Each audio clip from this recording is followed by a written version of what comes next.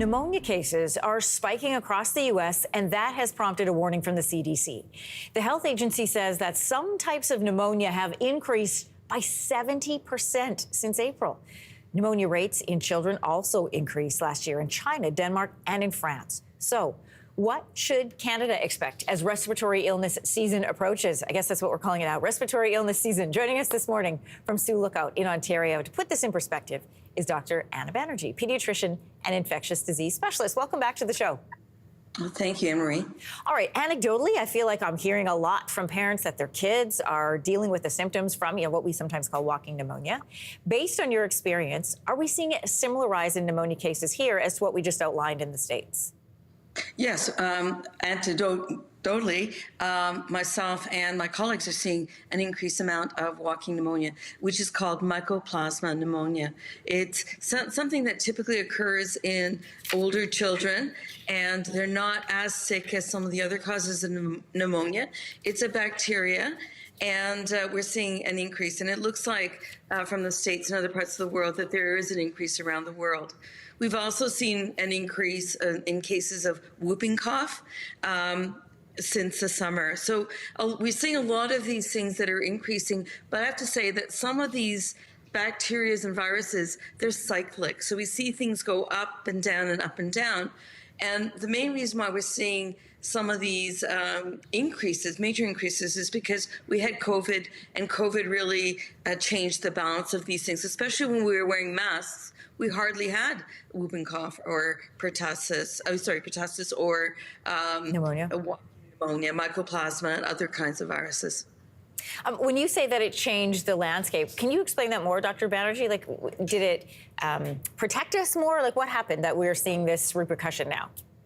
So when we were wearing the mask, we saw the rates of things like whooping cough, mycoplasma, RSV go right down. And so the mask protected us against droplets and things transmitted through coughing, sneezing, whatever. So we saw these things go down. And so a lot of children and vulnerable people were not exposed to these viruses and bacteria. So now that we've had a couple of years where children weren't being exposed to these things that we typically see, right. We take off the masks, you see resurgence, and that's very common.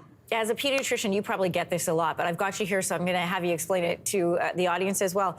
How do we know, as parents, if it's just a cough and cold, that we should let it run its course? If it's pneumonia, something that we should come in and see a doctor or head to the hospital for? What signs should we be looking out for?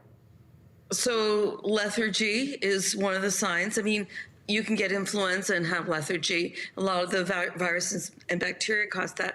But difficulty breathing, labored breathing, prolonged fever, if a child is not eating or drinking, like those are all signs of potentially pneumonia. And then how long does it typically take to run its course?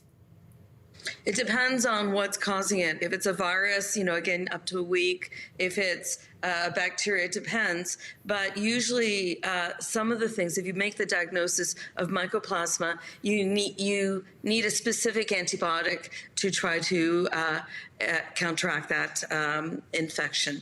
So usually less than a week. Okay. Not everybody we know has access to a family doctor. So at what point should parents be taking kids in to either their pediatrician, family doctor, or to a walk-in?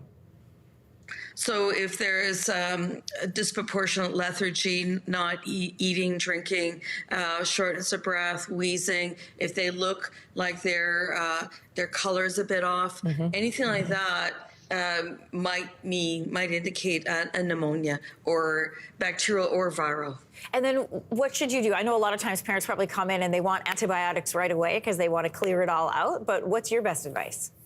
So you have to listen to the history. If it's mainly runny nose, sneezing, coughing with a fever, it's probably viral, right? If it's something where it's more in the chest and we can listen to the chest, and if we hear sounds of pneumonia, then we know, it's probably pneumonia. There are viruses that can cause sounds in the chest, and antibiotics don't work. Then if you think that someone has a pneumonia, in most cases what I do is I do a chest x-ray to confirm that that is or isn't pneumonia. And then if indicated, we give antibiotics. We don't want every kid with the flu to go out and get antibiotics, but if it's indicated, then antibiotic. All right, Dr. Banerjee, we always appreciate your expertise. Thanks for coming on today, especially as we're hearing more and more about cases like this on the rise. Thanks a lot. Thank you. If you liked that video, make sure to subscribe to the Your Morning YouTube feed, where you can find all kinds of new content posted every weekday morning.